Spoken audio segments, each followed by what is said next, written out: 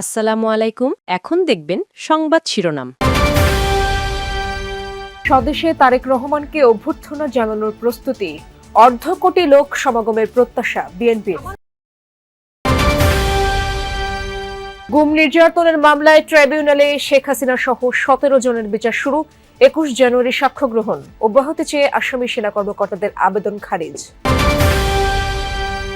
জমিয়তে উলামায়ে ইসলামের সাথে 4 আসনে বিএনপির সমঝোতা, পরস্পরের আসনে প্রার্থী না দেওয়ার সিদ্ধান্ত। নির্বাচন ব্যবস্থার অতীত দুর্নাম ঘোচাতে চায় কমিশন, মাঠ কর্মকর্তাদের সাথে সিইসির বৈঠক, আইনের কঠোর প্রয়োগের নির্দেশনা।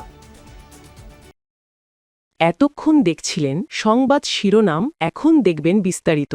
বিএনপির ভারপ্রাপ্ত চেয়ারম্যান তারেক রহমানের দেশে ফেরা উপলক্ষে রাজধানীতে শুভেচ্ছা বিনিময়ের প্রস্তুতি নিচ্ছে দলটি। অর্ধ কোটি মানুষের সমাগম প্রত্যাশা করছে বিএনপি, জানিয়েছেন দলের সিনিয়র যুগ্ম মহাসচিব রুহুল কবির রিজভী। দুপুরে সংবর্ধনা অনুষ্ঠানের কার্যক্রম পরিদর্শনে গিয়ে একথা বলেন তিনি। রিজভী আরও বলেন, এটি সমাবেশ নয়, শুভেচ্ছা বিনিময়। এর মধ্যে দেশের বিভিন্ন প্রান্ত থেকে মানুষ আসতে শুরু করেছে। তিনি আরও বলেন, তারেক রহমানের নিরাপত্তা নিশ্চিতের দায়িত্ব প্রথমত সরকারের, তারপর দলের। 3 দিন ধরে বিশ্ব রোড থেকে পূর্বাঞ্চলমুখী 300 ফিট সড়কের একটি অংশে চলছে মঞ্চ তৈরির কাজ। সব জল্পনা কল্পনার অবসান ঘটিয়ে দীর্ঘ 17 বছরের বেশি সময় পর 25 ডিসেম্বর দেশে ফিরছেন তারেক রহমান।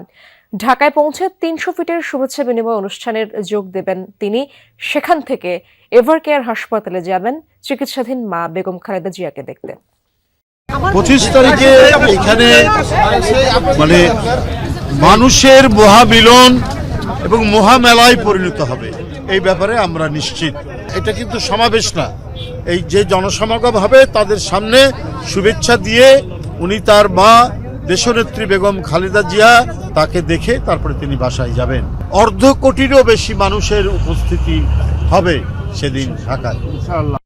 এখন পর্যন্ত প্রস্তুতির যে কার্যক্রম সেটি তো দ্রুত বেগে এগোচ্ছে এবং প্রতি ঘন্টায় সেই অবস্থার কিংবা সেই দৃশ্যের, সেই চিত্রের বেশ পরিবর্তন বোঝা যাচ্ছে। মঞ্চের একেবারে ঠিক পাশেই রয়েছে, খুব স্পষ্টভাবে মঞ্চের ঠিক উপরে যেই ছাউনিটা হবে সেটি সবচেয়ে বেশি আসলে মনোযোগ দেওয়া হয়েছে এই মঞ্চটির দিকে। 300 ফিট মহাসড়কের একেবারে যে লোকাল লেনটি রয়েছে সেখানে রাস্তার মধ্যেই মঞ্চটি তৈরি করা হয়েছে এবং আইনশৃঙ্খলা বাহিনীর সদস্যরা দফায় দফায় আজকে সকাল থেকে এখন পর্যন্ত জায়গাটি পরিদর্শন করেছে। সকালবেলাতে আমরা সেনা সদস্যদের দেখেছিলাম, এখন আমরা দেখতে পাচ্ছি পুলিশের কয়েকজন ঊর্ধ্বতন কর্মকর্তা। তারা আওয়ামী শাসনামলে র্যাবের টিএফআই সেলে ব্যারিস্টার আরমান সহ 14 জনকে গুম ও নির্যাতনের মামলায় শেখ হাসিনা, তারিক আহমেদ সিদ্দিক, সাবেক ও বর্তমান সেনা কর্মকর্তা সহ 17 জনের বিরুদ্ধে অভিযোগ গঠন করে বিচার শুরুর আদেশ দিয়েছেন ট্রাইব্যুনাল। আন্তর্জাতিক অপরাধ ট্রাইব্যুনাল 1-এর বিচারিক প্যানেল এই আদেশ দেন। এদিন আসামের পক্ষে অভিযোগ থেকে অব্যাহতি চেয়ে যে আবেদনও খারিজ করা হয়। গ্রেপ্তার 10 সেনা কর্মকর্তা নিজেদের নির্দোষ দাবি করেন। এই মামলায় 21 জানুয়ারি সূচনা বক্তব্য, সাক্ষ্য গ্রহণ অনুষ্ঠিত হবে। এছাড়া গুমের মামলায় জিয়াউল আহসানকে গ্রেপ্তার দেখিয়েছেন আদালত। এদিকে ট্রাইব্যুনাল 2-এ কুষ্টিয়ায় 6 জনকে হত্যা মামলায় আওয়ামী লীগ নেতা মাহবুবুল আলম হানিফের বিরুদ্ধে সাক্ষ্য গ্রহণ হয়। এই মামলায় তিনি পলাতক রয়েছেন। মাননীয় ট্রাইব্যুনাল চার্জ গঠনের আদেশ দিয়েছেন। 2016 সাল থেকে 2024 সাল সময়কালে 14 জন ভিকটিমের জন্য 17 জন আসামির বিরুদ্ধে মোট 4টি অভিযোগ গঠন করা হয়েছে। তারা প্রত্যেকেই নিজেদেরকে নির্দোষ দাবি করে ন্যায় বিচার প্রার্থনা করেছেন এবং সেই প্রেক্ষিতে আগামী 21 জানুয়ারিতে একটি গোষ্ঠী গণতন্ত্র উত্তরণের পথ বাধাগ্রস্ত করছে। সরকারের ব্যর্থতার কারণে আইনশৃঙ্খলা পরিস্থিতির ভয়াবহ অবনতি হয়েছে বলেও অভিযোগ করেন বিএনপি মহাসচিব মির্জা ফখরুল ইসলাম আলমগীর। দুপুরে গুলশানে বিএনপি চেয়ারপারসনের কার্যালয়ে 4টি আসন ভাগাভাগির ঘোষণা দেন তিনি। জানান, জমিয়তে উলামায়ে ইসলামের সাথে নির্বাচনী সমঝোতা হয়েছে দলটির। তাদের 4টি আসন দিয়েছে বিএনপি। এর মধ্যে ব্রাহ্মণবাড়িয়া 2 থেকে জুনায়েদ আল হাবিব, সিলেট 5-এ উবায়দুল্লাহ ফারুক, নারায়ণগঞ্জ 4-এ মনির হোসেন কাশেমি এবং নীলফামারী 1 থেকে মঞ্জুরুল ইসলাম আফেন্দিকে মনোনয়ন দেবার সিদ্ধান্ত নেওয়া হয়েছে। বিএনপির স্থায়ী কমিটির সদস্য সালাউদ্দিন আহমদ বলেন, জমিয়তে উলামায়ে ইসলামের আসনে বিএনপির প্রার্থী থাকবে না, একইভাবে ধানের শীষের প্রার্থীদের আসনে থাকবে না জমিয়তের প্রার্থী। তাদের সাথে আমাদের সমঝোতা হয়েছে, ওই আসনে বিএনপির কোনো প্রার্থী থাকবে না। সারা বাংলাদেশে অন্যান্য আসনে ওনাদের কোনো প্রার্থী থাকবে না।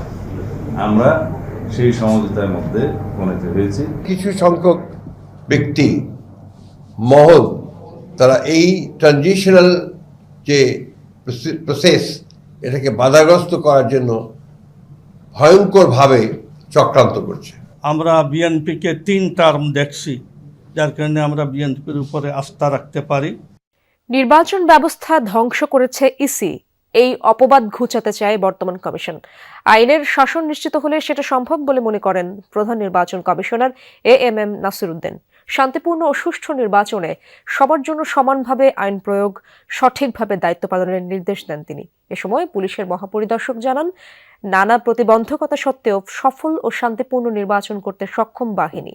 বিগত সময়ে যে ভোট দিতে না ত্রয়োদশ জাতীয় সংসদ নির্বাচন ও গণভোট উপলক্ষে রিটার্নিং অফিসার ও মাঠ প্রশাসনের কর্মকর্তাদের সাথে নির্বাচন ব্যবস্থাপনা বিষয়ক মতবিনিময় সভা।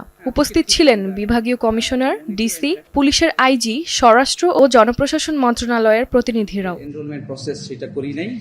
সূচনা বক্তব্যে সিইসি বলেন, সুষ্ঠু নির্বাচন আয়োজনে এবার দায়িত্ব পালনে ব্যর্থ হওয়ার সুযোগ নেই। সেক্ষেত্রে ভবিষ্যৎ প্রজন্মকে জবাব দিতে পারবে না কেউ। নির্বাচনের সাথে জড়িত প্রত্যেককে আইন মেনে চলার নির্দেশ দেন সিইসি। আহ্বান জানান লেভেল প্লেইং ফিল্ড নিশ্চিতের।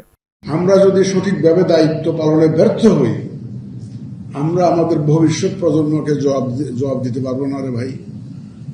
এই দেশটা আমার, আপনার, সকলের দেশ। এই দেশটাকে সঠিকভাবে সঠিক অবস্থায় রেখে যাওয়া এটা আমাদের দায়িত্ব। নির্বাচন সফল, শান্তিপূর্ণ পরিবেশ নিশ্চিত ও আইনের শাসন প্রতিষ্ঠায় সর্বশক্তি দিয়ে কাজ করবে আইন শৃঙ্খলা রক্ষাকারী বাহিনী। তুলে ধরেন তাদের সক্ষমতার কথাও। প্রশাসনিক এবং পুলিশি ব্যবস্থা গ্রহণের মাধ্যমে নিয়ন্ত্রণ করে থাকি। এবারও তার বার্তায় ঘটবে না।